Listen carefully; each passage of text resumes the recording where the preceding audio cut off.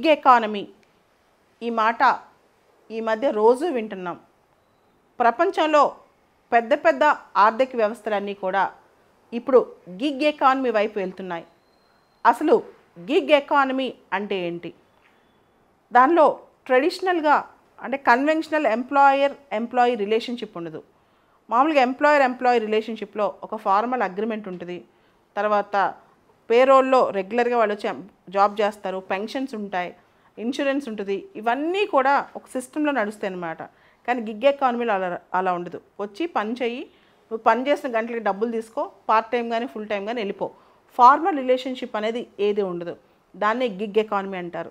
మీకు తెలుసు ఈ మధ్య బాగా Flipkart, Zomato, Ola, Uber, Swiggy ఇలా రకరకాల అంశాలు మనం చూసాం.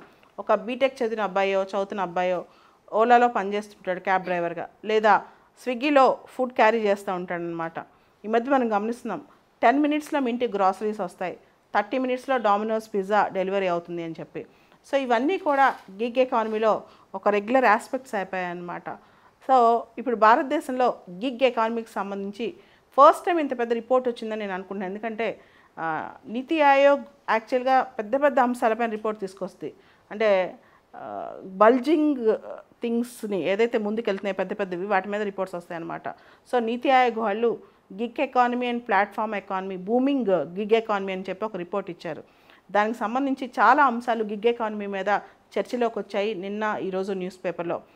ముఖ్యంగా భారతదేశంలో ఈ రోజున దాదాపు 77 లక్షల వర్కర్స్ గిగ్ ఎకానమీలో పనిచేస్తున్నారంట.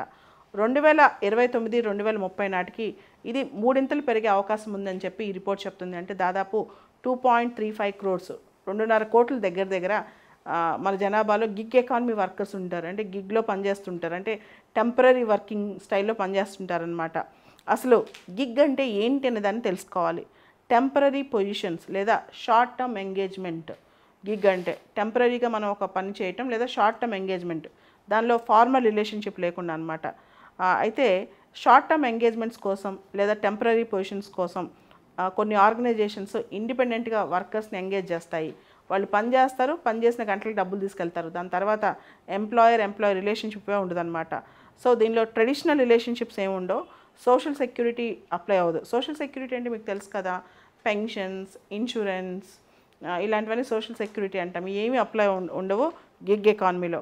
అయితే గిగ్ ఎకానమీలో పెరగటం వల్ల లాభాలు నష్టాలు చాలానే ఉన్నాయి. ఫస్ట్ ఛాలెంజెస్, గిగ్ ఎకానమీ వల్ల ఎదురవుతున్న సవాళ్ళు చూడటానికి మనకి ఉద్యోగాలు బాగా వస్తాయి, మనం కోరుకోగానే రేపు పొద్దున ఉద్యోగంలో జారొచ్చు అనే ఫీలింగ్ ఉంటుంది గిగ్ ఎకానమీ చూడంగానే. కానీ ఇది పూర్తి స్థాయిలో వాస్తవం కాదు. ఎందుకంటే గిగ్ ఎకానమీ అనేది ఎక్కువగా అర్బన్ ఫినామినా, పట్టణాల్లో ఇది మనం చూడొచ్చు. వాళ్ళకి ఇంటర్నెట్ యాక్సెస్ చాలా వరకు ఉండాలి. చాలా వరకు గిగ్ ఎకానమీ సాఫ్ట్వేర్, ఇంటర్నెట్ యాక్సెస్తోనే పనిచేస్తూ ఉంటుంది. తర్వాత డిజిటల్ లిటరసీ కూడా అవసరం అన్నమాట. అయితే పల్లెటూళ్ళలో మీకు ఓలా, ఊబర్, స్విగ్గీ, జొమాటో ఇవన్నీ ఉండవు కదా. ఇలా అలానే గిగ్ ఎకానమీలో జాబ్ సెక్యూరిటీ కానీ ఇన్కమ్ సెక్యూరిటీ కానీ ఉండదు. పనిచేసే డబ్బులు లేకపోతే లేదు. ఏ రోజు వద్దంటే ఆ రోజు మనకి అక్కడ జాబ్ ఖాళీ లేకపోతే ఆ రోజు వెళ్ళడానికి ఉండదు. సో ఇవన్నీ ఉంటాయి అన్నమాట. సో ఫార్మల్ సెటప్స్లో అంటే ప్రాపర్ ట్రెడిషనల్ వర్కింగ్ కల్చర్లో వర్కర్స్ అందరూ కలెక్టివ్ బార్గెనింగ్ ఉంది. మాకు ఇంత జీతాలు కావాలి, మేము ఇన్ని గంటలే పని చేస్తాం, అదంతా. సో గిగ్ ఎకానమీలో కంబైన్డ్ ప్లాట్ఫామ్స్ ఉండవు. వర్కర్స్ అందరికీ యూనియన్స్ కానీ యూనిటీ కానీ ఏర్పడే అవకాశం కూడా చాలా తక్కువ అనమాట. దాంతోపాటు గిగ్ ఎకానమీలో occupational safety and health risk, కొన్నిసార్లు వాళ్ళు చేసే పనిలో వాళ్ళ రిస్క్ కూడా చాలా ఉంటుంది. ఉదాహరణకి 10 నిమిషాల్లో గ్రాసరీస్ డెలివరీ చేయడానికి, 30 నిమిషాల్లో పిజ్జాస్ డెలివరీ చేయడానికి వాళ్ళు ఒకసారి రెడ్ సిగ్నల్స్ క్రాస్ చేయటం లేదా యాక్సిడెంట్లు ఫేస్ చేయటం ఇవన్నీ మనం చూస్తుంటాం. దానికి ఎవరు జవాబుదారీ కాదు. సో ఒక జొమాటో బైక్ రైడర్ చనిపోవటం ఇలాంటివి మనం చూస్తున్నాం న్యూస్ పేపర్స్లో. అంత తేలికైనా అంటే పాపం ట్రాఫిక్లో పడి ఆ 200 రూపాయల కోసం వాళ్ళు పడే కష్టం అనేది చాలా భయంకరంగా ఉంటుంది. అది మనం గమనించాం. దాంతోపాటు గిగ్ ఎకానమీలో వాళ్ళకి ఇన్సూరెన్స్ కానీ, పెన్షన్స్ కానీ, ప్రావిడెంట్ ఫండ్ కానీ, ఇతర సెక్యూరిటీ మెకానిజమ్స్ కానీ ఏమి ఉండవు అనమాట. రెగ్యులర్ ఎకానమీలో మనకి వైకారియస్ లైబిలిటీ, వైకారియస్ రెస్పాన్సిబిలిటీ ఉంటుంది. అంటే ఒక వర్కర్ చేసిన ఒక నిర్లక్ష్యానికి కానీ, వర్కర్ చేసిన తప్పు కానీ ఓనర్ ఇది అవుతారు. కానీ గిగ్ ఎకానమీలో ఆ వర్కర్ ఆ వెళ్ళే పనిలో ప్రమాదంలో పడినప్పుడు ఓనర్ ఎంతవరకు లైబుల్ అనేది కూడా ఇది ప్రశ్నించాల్సిన అంశం అనమాట. దాంతోపాటు గిగ్ ఎకానమీలో ఉద్యోగం చేసేవాళ్ళు, పెద్ద పెద్ద చదువులు చదివేవాళ్ళు చిన్న చిన్న జాబులు చేస్తారు. స్కిల్ మిస్ మ్యాచ్ అనమాట. ఉదాహరణకి ఒక ఎంటెక్ చదివే అబ్బాయి జొమాటోలో ఫుడ్ డెలివరీ చేస్తే ఎలా ఉంటుంది, అలానే ఒక మెడిసిన్ చదివే అబ్బాయి ఊబర్ కార్ డ్రైవ్ చేస్తే ఎలా ఉంటుంది, ఇలాంటివి కూడా జరుగుతున్నాయి గిగ్ ఎకానమీలో. కంప్లీట్ స్కిల్ మిస్ మ్యాచ్ అనమాట. సో కానీ కంపెనీస్కి చాలా ఇష్టం, ఎందుకంటే కంపెనీస్కి ఎటువంటి లయబిలిటీ ఉండదు, వాళ్ళని ఉద్యోగాలు తీసుకోవాల్సిన అవసరం లేదు, వాళ్ళకి ఇన్సూరెన్స్ ప్రొవైడ్ చేయాల్సిన అవసరం లేదు, ఎటువంటి సెక్యూరిటీ ప్రొవైడ్ చేయాల్సిన అవసరం లేదనమాట. సో ఆన్ డిమాండ్ రిలేషన్షిప్ ఇది.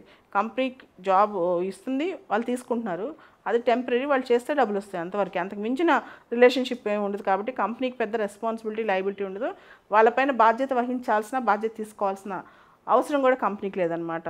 దాంతోపాటు గిగ్ ఎకానమీలో పనిచేసే వాళ్ళకి ఎంప్లాయ్మెంట్లో అన్సర్టనిటీ ఉంది, వేజెస్లో రెగ్యులారిటీ ఉండకపోవటం, జాబ్ సెక్యూరిటీ లేకపోవటం, ఇవన్నీ కూడా ఇష్యూస్ అనమాట. అండ్ వర్క్ ప్లేస్ ప్రొటెక్షన్ కూడా ఉండదు గిగ్ ఎకానమీలో ఎక్కువ వరకు. సో గిగ్ ఎకానమీలో అన్ని నష్టాలే కాదు, కొంతవరకు బ్రైటర్ ఆస్పెక్ట్స్ కూడా ఉన్నాయని చెప్పొచ్చు, కొన్ని బెటర్ ఆస్పెక్ట్స్.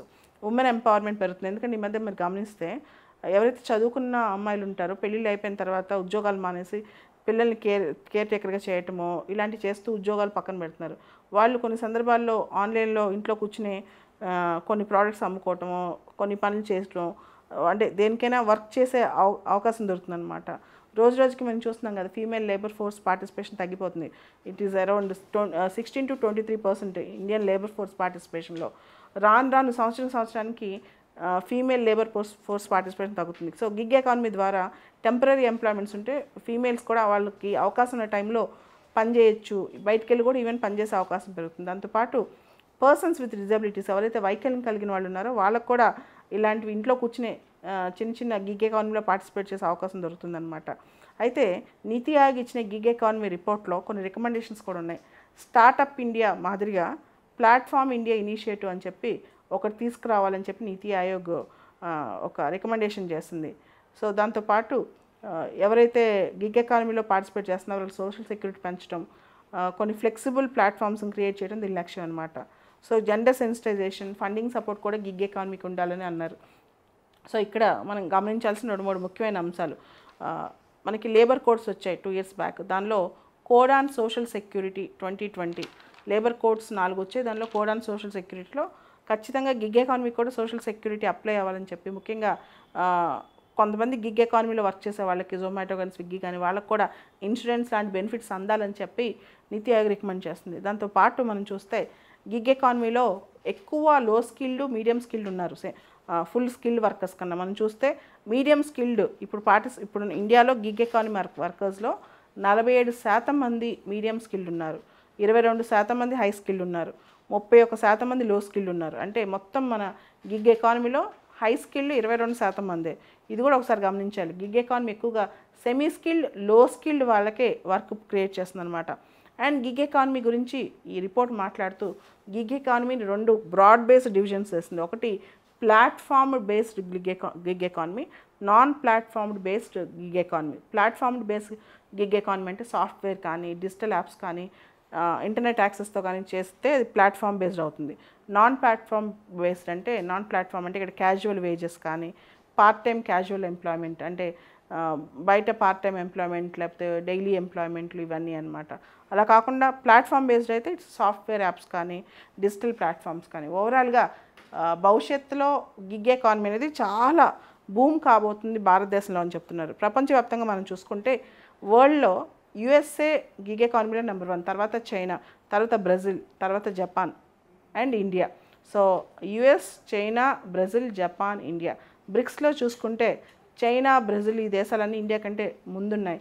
కాబట్టి గిగ్ ఎకానమీ అనేది డెవలప్డ్ కంట్రీస్లో బాగా అవుతున్న, ఫాస్ట్గా అవుతున్న కంట్రీస్లో తప్పదు. కాబట్టి గిగ్ ఎకానమీలో వర్క్ చేస్తున్న వాళ్ళకు కూడా ఎటువంటి సోషల్ సెక్యూరిటీ తీసుకొస్తాం అనేది ఇప్పుడు పెద్ద ప్రశ్న. దీనికి సంబంధించి వాళ్ళకు కూడా ఇన్సూరెన్స్ కానీ, పెన్షన్స్ కానీ ఇటువంటి బెనిఫిట్స్ ఇవ్వాలి, వాళ్ళకు కూడా ఎంప్లాయ్మెంట్ సెక్యూరిటీ ఉండాలి అని చెప్పి కొన్ని రికమెండేషన్స్ చెప్తున్నాయి.